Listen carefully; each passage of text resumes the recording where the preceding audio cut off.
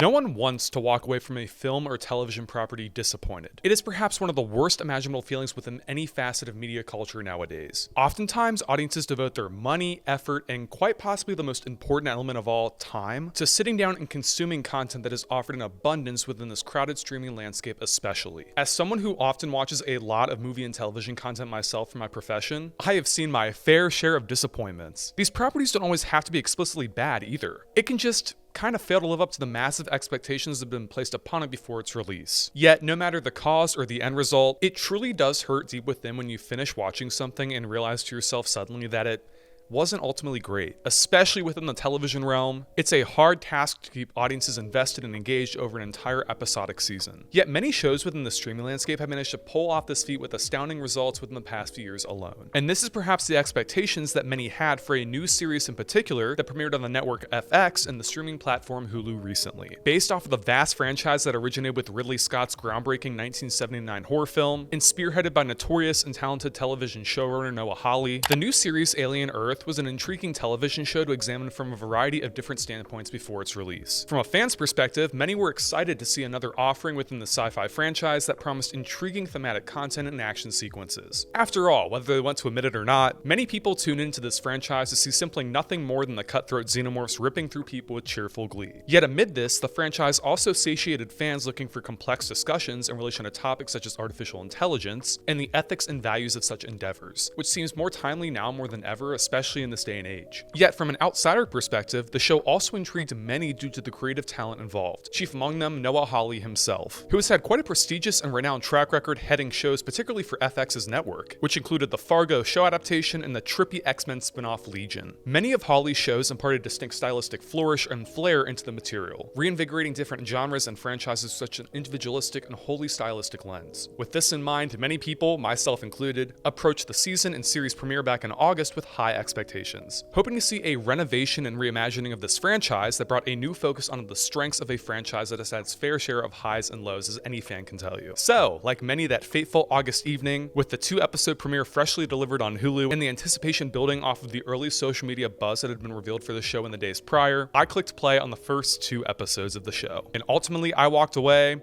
extremely underwhelmed at the moment. The show was ultimately not what I'd expected, for lack of a better word. I had to legitimately check my Hulu several times throughout the episodes to see that I was actually in fact watching Alien Earth and not some other show by accident, as nothing here felt in line or in tune with franchise expectations or impartations of the past. Yet my issues with the show in the moment thus far extended beyond not just how different the end result was, but with how lackluster practically every element within the show operated as. However, I still held out some semblance of hope, as Noah Hawley had never let me down thus far. At the moment, I operated under the naive assumption that the first 2 episodes were not indicative of the quality of the show overall, and that things would pick up considerably in terms of pacing, quality, and overall premise as the show progressed. Flash forward to now, a few weeks after the first 2 episodes premiered. I am currently filming this review a mere few hours after finishing the 8th and final episode of this season, which premiered earlier this evening. And now, having watched all 8 episodes of the season, I am now ready to give my definitive analysis and overview of Alien Earth Season 1, which is that it is not a good show. Now, I need to clear it up right from the get-go. Alien Earth is not exactly the worst television show or season I've ever watched in my life. It's not exactly unwatchable, with enough action, intrigue, and cliffhangers to keep you moving from episode to episode, no matter how reluctantly with how weak some of those elements are. But to call Alien Earth a good show in any right is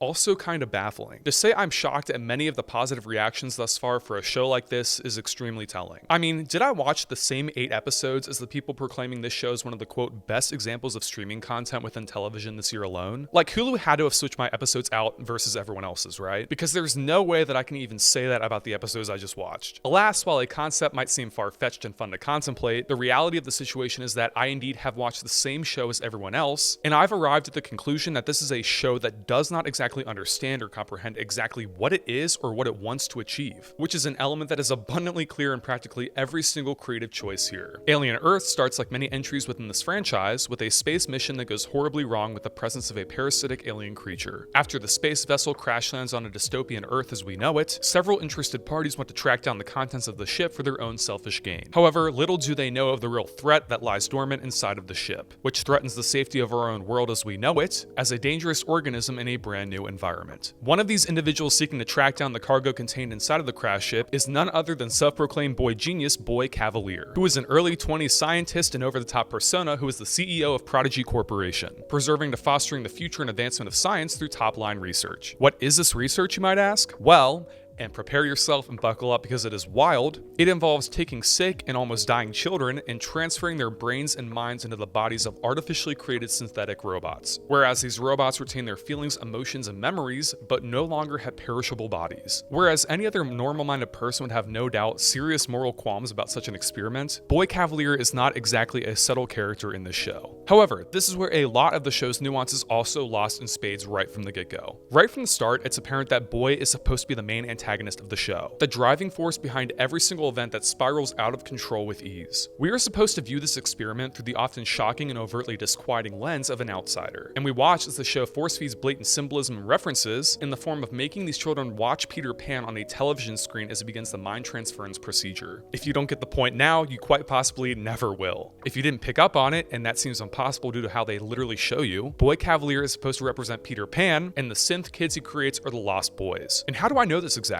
Did I deduct this conclusion in relation to symbolism by crafting my own analysis on the work and mulling over its themes in depth like any great entertainment would offer? No. I know this because the show literally names these kids after the Lost Boys in the original J.M. Barrie novel. Subtlety is an art, and Alien Earth does not have it. Chief among these synth kid creations is Wendy, the leader of the group who was the first to undergo the procedure. Wendy serves as a representation of the fears and anxieties of many of these kids, as she has to grapple with a newfound identity and sense of belonging, while trying to also get back to her estranged brother in the process who was an army medic responding to the crash site. Yet in crafting the main protagonist of the show, the main character in which we are supposed to follow and understand her fears and motivations in order to move the plot along, the show has crafted one of the most insufferable characters to ever follow throughout the plot and instilled no sense of nuance or depth into her characteristics or actions. This is not the fault of performer Sydney Chandler, who does her best with what she's given, but she's ultimately not given much. You see, Wendy is the type of protagonist in this show that almost feels crafted and written not from a standpoint where audiences can understand or empathize with her situation, but rather as a vehicle through which the show can introduce ridiculous concepts and ideas that completely cut through the grounded tone set up thus far within the show and reduce the material to an over-the-top slant, which drives me insane. It's at this point where I must advise viewers of this video that I will be getting to some major spoilers for the season in order to highlight my problems with the show, and there are many, so viewer discretion is advised if you want to watch the show first. Starting off with the character of Wendy, there are many thematic gimmicks here, for lack of a better term, that are introduced throughout the show's progression that start off intriguing and interesting, but then quickly lose all semblance of nuance and depth as a result. It is revealed at some point within the show that Wendy can, for some unknown reason and unexplained reason, control all technology within Boy Cavalier's holding facility in a way that allows her to manipulate camera feeds, open doors and gates, and overall control other forms of technology throughout the island. Yet what starts off as an intriguing character slant and angle soon turns into an easy scapegoat that just allows the show to take an easy narrative route and rely on this thinly conflated plot device to move story beats or characters along. And this is just the tip of the iceberg in relation to Wendy's characterization in this show. As you might have guessed from the title, there is an alien that in fact runs around in this show, no matter how small of a role that might be, unfortunately, as we'll shortly get into. But an interesting development occurs within the characterization of the xenomorph in Wendy that completely loses all sense of grounded charm and flair. And this is because it is revealed halfway through the season that Wendy can, for some unknown and unexplained reason, communicate with the xenomorph. What seems to be a cool concept at first soon turns into anything but. Part of the charm and flair that arrives from the Alien franchise is how menacing and terrifying these alien organisms are, which instills a deep sense of dread and tension in the material. Yet here, the xenomorph, the main alien antagonist of the franchise, takes a backseat for some meaningless human drama and antagonism to take center stage. How I would best describe this phenomena is akin to the Jurassic Park films, where the first installment portrayed the dinosaurs on Isla Nublar as intense, bloodthirsty, and prevalent, which really instilled audience empathy and concern into the material. Yet then, with the Jurassic World entry in 2015, they delegated the Velociraptors, one of the most terrifying creatures in the entire series, as almost a toy that Chris Pratt's character played around with and could almost control. And this is exactly what is being done with the xenomorph in this series, unfortunately. Wendy is able to call upon this creature whenever she wants to, for convenience, for plot's sake even, where it shows up and beats up and kills the bad guys, but for some reason never lays a hand on prevalent or important characters because of, I guess, plot reasons. And then the show goes a step further by never utilizing the xenomorph within the show outside of these moments. Yes, you heard that right. An Alien show, an entry in the franchise,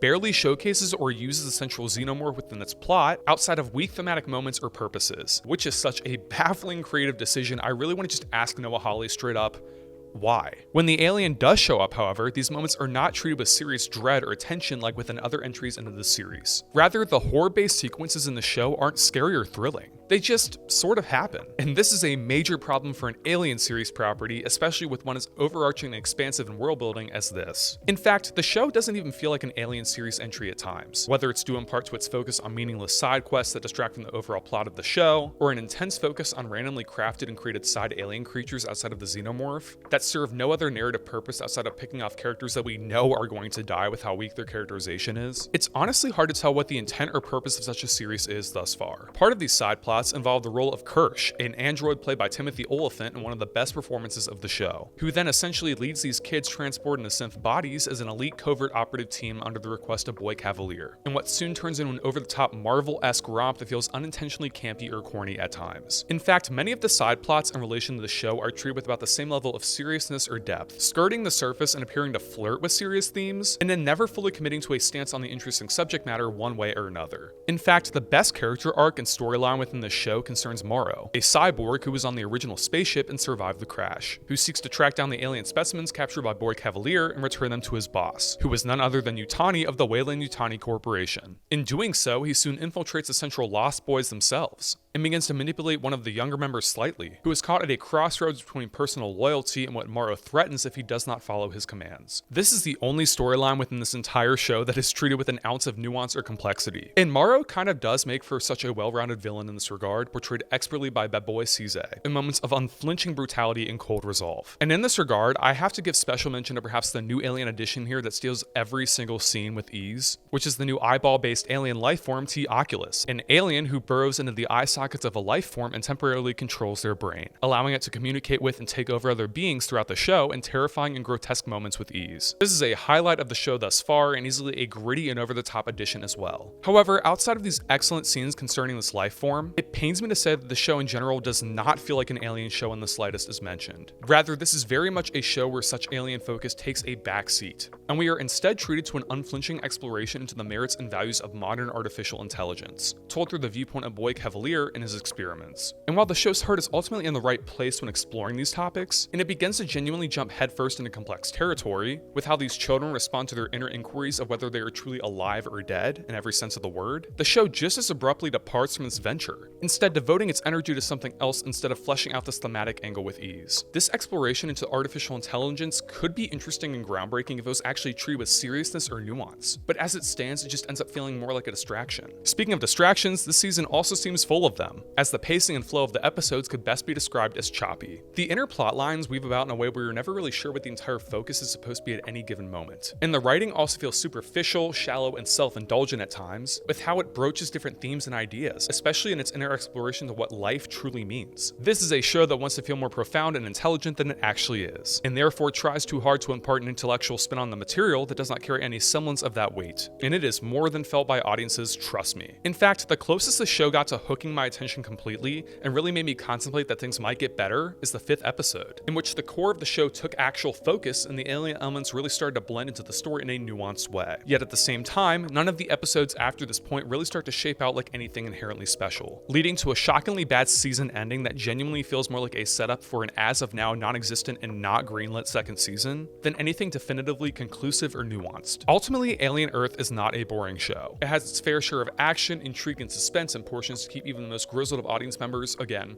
that means me, satiated throughout each episode and kind of engaged. It's just not really a great show. It feels shockingly lackluster thus far, with zero semblance of depth, easy narrative choices, baffling script and creative moments, and an overall self-indulgent tone that cannot exactly decide what it wants to be at any given moment. I began this review by examining how no one wants to walk away from a film or television property disappointed, and that point still stands at the end of this review. However, if you're contemplating, even at this point, watching Alien Earth for yourself, let me leave you with one final contemplation to mull over as you begin to press play on this show, which is, would you watch 8 episodes of a show with no definitive payoff or conclusion? Would you get through 8 episodes of utter sci-fi nonsense and intellectual dribble to get to an ending that is both unsatisfying and inconclusive? I suspect that the answer to these questions is a resounding no, and unfortunately the first season of Alien Earth is the exact type of show that provides this. Maybe season 2 will be better if it's ever greenlit, but again, I don't really have high hopes as of this moment. That's why I'm giving Alien Earth Season 1 a 2 out of 5 stars.